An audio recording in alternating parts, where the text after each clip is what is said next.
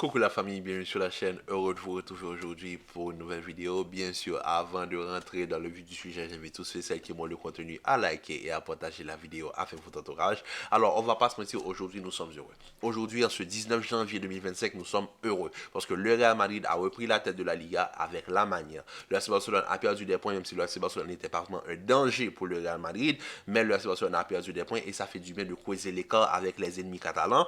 Et aussi, l'Atlético de Madrid a perdu des points, ce qui permet au Real Madrid de repasser premier aujourd'hui. Donc franchement, aujourd'hui, le Real Madrid s'est imposé face à Las Palmas d'une très belle manière. L'absence de Vinicius, de Tchouaméni et de Camavinga, on a eu droit à un milieu de terrain, franchement, Ceballos, Bellingham, Valverde qui a fait énormément de bien à cette équipe du Real Madrid. Une défense centrale, Asensio, Rudiger qui fait du bien. Comme je l'ai dit, Rudiger, quand il est associé à un défenseur central de métier, Asensio lui apporte beaucoup plus de sérénité, de sécurité, ce qui lui permet de jouer d'une meilleure manière. Lucas Vazquez aujourd'hui, accompagné de Fran Garcia sur les côtés, ça fait énormément de bien face à Las Palmas.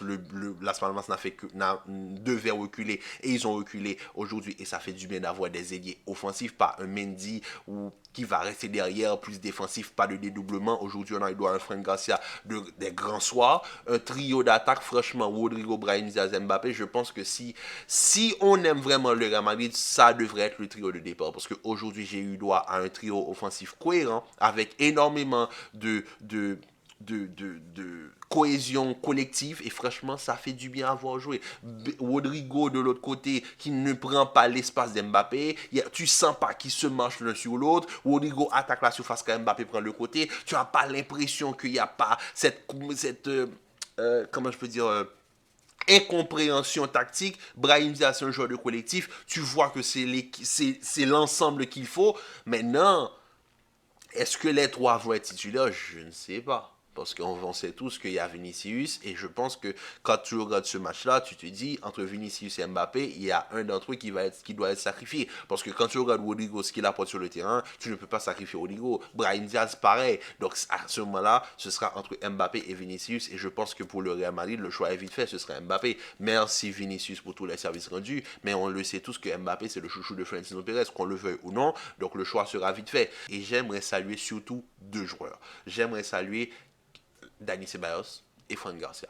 Oui, je sais que Kylian Mbappé est élu homme du match. Je sais que Kylian Mbappé a joué un très grand match. Mais moi, spécialement, j'aimerais féliciter ces deux joueurs. Parce que Fran Garcia aujourd'hui et Ceballos, ils ont prouvé qu'ils ont leur place au Real Madrid. Maintenant, j'aimerais qu'après ce genre de match, je sais qu'il y a des gens qui vont dire c'est que Las Palmas.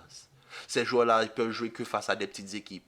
Ok, fair and square. Mais moi, ce que j'ai vu aujourd'hui, j'ai apprécié. Parce que, et je vais vous dire pourquoi j'ai apprécié. Premièrement, Ceballos. Ceballos, c'est un joueur qui, pour moi, a sa place au Real Madrid depuis des années. Mais malheureusement, il y avait Toni Kroos. Et pour moi, Ceballos, en l'absence, bon, vu que Toni Kroos est parti, Ceballos, c'est le joueur qui peut potentiellement pallier à l'absence de Toni Kroos. Pourquoi? Parce que Ceballos, c'est le joueur de l'ombre. C'est le joueur qui fait son match aujourd'hui. Ce qu'il a fait au niveau du milieu de terrain, mais ça doit s'apprendre à toutes les écoles de football. Ceballos a joué un match parfait, récupération, il est capable de porter la balle, techniquement il est très fort, est capable de lui prendre le ballon dans les pieds, il est propre défensivement, il fait pas trop de fautes et il sait se positionner devant la défense pour faire sortir le ballon. C'est le premier relanceur du Real Madrid et aujourd'hui il l'a joué à la perfection. J'ai l'impression aujourd'hui d'avoir vu le joueur de l'homme par excellence. Ceballos a fait un match exceptionnel et pour cela je tiens à le remercier parce que depuis le début de saison je dis que Ceballos a son épingle à tirer de cette équipe du Real Madrid, il a sa place dans cet effectif du Real Madrid. Maintenant, c'est qui doit être sacrifié pour que Ceballos joue à sa place. Maintenant, moi, je dis clair, net et précis. En tout cas, Camavinga et Tchouaméni, vous faites votre choix, mais ça doit être l'un ou l'autre pour que Ceballos joue. Ceballos a la capacité de pallier à l'absence de Toni Kroos. J'espère que le Real Madrid verra ça et que le Real Madrid appréciera les efforts que Ceballos fait pour se donner pour l'effectif. Et Fran Garcia. Fran Garcia, pourquoi je tiens à féliciter Fran Garcia? Pourquoi c'est l'un des deux joueurs que j'ai choisi aujourd'hui spécialement pour féliciter? Fran Garcia, c'est le joueur que je défends depuis le début, depuis qu'il est venu au Real Madrid en provenant du Vallecano, parce qu'on sait que Fran Garcia est formé au Real Madrid. Premièrement, je tiens spécialement à ce que le Real commence vraiment à intégrer les jeunes formés au club. C'est très important. J'aimerais que le Real Madrid se donne une identité. Et Fran Garcia a cette identité du Real Madrid. Parce qu'aujourd'hui, quand j'ai vu Fran Garcia, j'ai vu le match qu'il m'a fait, ça m'a donné l'impression de revoir Marcelo. Écoutez, je ne vais pas dire que Fran Garcia, c'est Marcelo, mais Fran Garcia a des qualités similaire à Marcelo. Frank Garcia, défensivement, c'est pas le plus fort, pareil comme Marcelo, mais offensivement, c'est une arme létale. Il peut tellement apporter à cette équipe du Real Madrid.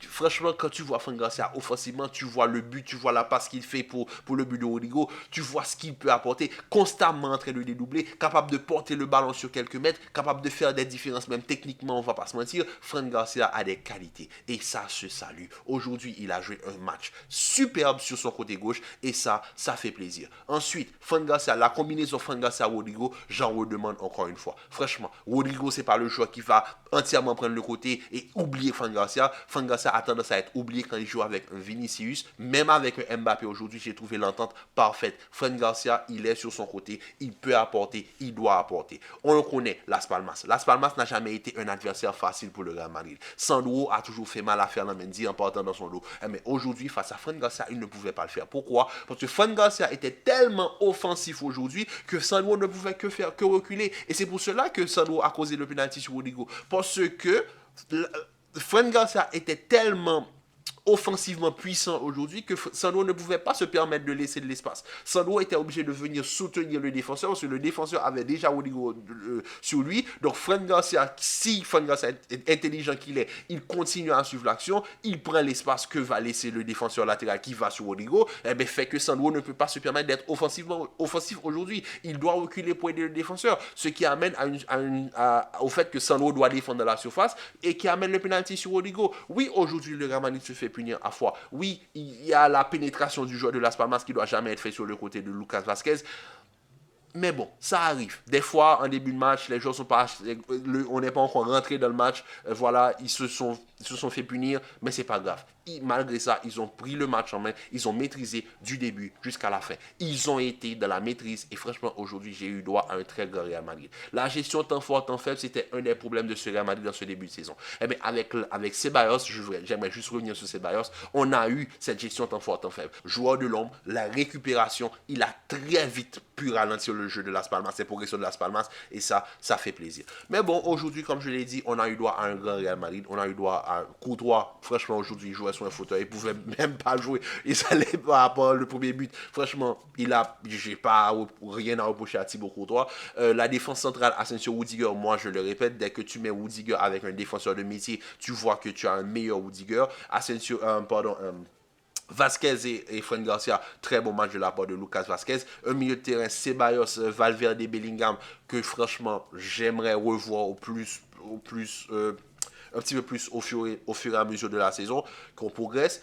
Et j'aimerais juste que Valverde se repose un tout petit peu. Par exemple, de temps en temps, tu mets Ceballos comme étant le point fixe du milieu de terrain ainsi que Bellingham. Et de temps en temps, tu fasses reposer Valverde et tu fasses jouer Camavinga ou Tchouaméni. Parce que pour moi, Ceballos ne doit plus bouger du 11 de départ. Et le trio offensif aujourd'hui, j'aimerais saluer le trio offensif du Real Madrid. On connaît depuis ce début de saison que par rapport au trio au secteur offensif du Real Madrid, j'ai énormément de problèmes. Je l'ai dit qu'il n'y a pas de cohésion collective. Aujourd'hui, j'ai eu un secteur offensif cohérent avec 2 joueurs de profil similaire, chaque sur un côté, en la présence de Brahim Diaz et de Rodrigo, et un Kylian Mbappé qui est le facteur X par excellence. Et aujourd'hui, on a eu droit à un très grand Kylian Mbappé. Doublé, pas loin d'un triplé, même de quadruplé s'il n'y avait pas Bellingham qui met son pied. Mais franchement, aujourd'hui, Kylian Mbappé a joué un très bon match. Il est resté dans la simplicité. Il n'a pas trop fait. Oui, c'est vrai, quand il a fait la petite louche, mais on a vu un grand Kylian Mbappé. Et ça fait plaisir. Et c'est ce que je demande à Kylian Mbappé. De la simplicité. Pas la peine de se réinventer. Il peut être le grand Kylian Mbappé qu'on a connu du côté du PSG au Real Madrid, mais il doit juste rester simple dans son jeu. Laisser Rodrigo et Brahim Diaz jouer pour lui. À ce moment-là, lui, on va le servir. Il n'y a pas de problème. Il sait. Mais aujourd'hui, ce que j'ai aimé dans le jeu de Kylian Mbappé, c'est qu'il a été servi et il est allé servir les autres joueurs. Et franchement, aujourd'hui, j'ai eu droit à un grand secteur offensif du Real Madrid. Brahim Diaz, c'est le joueur collectif par excellence. Il s'est donné à fond pour l'équipe et franchement, ça se salue. Rodrigo aujourd'hui a manqué son petit but. Rodrigo pour moi, comme Ceballos, Kylian et peut-être même Frank Garcia, pour moi, et même Asensio, Rudiger, etc. Rodrigo, pour moi, ne doit pas quitter le 11 de départ. Rodrigo, ce qu'il apporte sur un terrain, c'est tellement... Rodrigo, en fait, c'est... Malheureusement, c'est médiatiquement que Rodrigo souffre, au fait. Parce que Rodrigo, il apporte tellement plus que Vinicius et les gens ne comprennent pas. Rodrigo, vous voyez, Rodrigo, c'est pas. Rodrigo, ok, l'entente Rodrigo-Mbappé. Déjà, on va commencer par là. L'entente Rodrigo-Mbappé. Vous savez pourquoi ils s'entendent aussi bien? C'est parce qu'ils n'ont pas le même profil. Rodrigo, c'est un joueur très intelligent. Il sait qu'il peut faire la différence sur le côté. Mais Rodrigo sait qu'il n'a pas le facteur vitesse-explosivité. Donc, Rodrigo, il a ce facteur de technicité capable de jouer dans les demi-espaces, permettant à Kylian Mbappé, lui, de faire ce qu'il aime, c'est-à-dire attaquer le grand espace, permettre à Kylian Mbappé de prendre de la vitesse. Et c'est pour cela qu'ils s'entendent aussi bien. Moi, je dis qu'ils ont le profil similaire parce que Brahim Diaz, c'est le même profil que Rodrigo. Brahim Diaz, c'est pas le joueur explosif par excellence, mais c'est le joueur technique par excellence. Il peut faire la différence sur des petits espaces, permettant à l'attaquant véloce, qui est Kylian Mbappé, de prendre l'espace. Et aujourd'hui, quand tu vois les droits de devant, tu as une cohésion collective parfaite. Et franchement, j'en redemande. Maintenant, on le sait tous, Vinicius est suspendu que pour 2 matchs. Vinicius ne jouera pas le prochain match. On aura peut-être le même trio encore une fois. J'espère juste que ce trio-là a donné à Ancelotti une piste à suivre. Maintenant, qui sera sacrifié au retour de Vinicius? On verra. Parce que pour moi, ce ne sera pas Vinicius, ce sera Rodrigo. J'ai l'impression que ce sera Rodrigo. Bon, déjà, ce sera Brahim pour Rodrigo. Ensuite, ce sera peut-être Rodrigo. Si le trio ne fonctionne pas, qu'on va passer à un duo. Mais pour moi, franchement, le choix est vite fait. Rodrigo ne doit pas quitter le 11 de départ. Brahim ne doit pas quitter le 11 de départ. Kylian ne doit pas quitter le 11 de départ. Il y aura juste une rotation entre Kylian et Vinicius. Pour moi, c'est ce qu'il faut faire du côté du Real Madrid. Parce que, logiquement parlant, Rodrigo et Brahim Diaz apportent tellement offensivement, apportent tellement de cohésion dans les petits espaces, permettant à Bellingham d'attaquer l'espace, etc. Permettant de libérer un grand Kylian Mbappé. Je pense que le Real Madrid a trouvé la formule gagnante. Il faut juste que maintenant, il y ait un nettoyage en profondeur pour savoir qui joue et qui jouera pas, qui sortira du banc. Il faut mettre de l'ordre dans cet effectif parce que je l'ai dit, cet effectif-là, je dois être exigeant. On a de la qualité, on a des joueurs. Il faut qu'on arrive à trouver un équilibre. Donc sur ce, la famille, prenez soin de vous, commentez, likez, partagez, restez en paix, en santé. On se dit à très vite pour une nouvelle vidéo.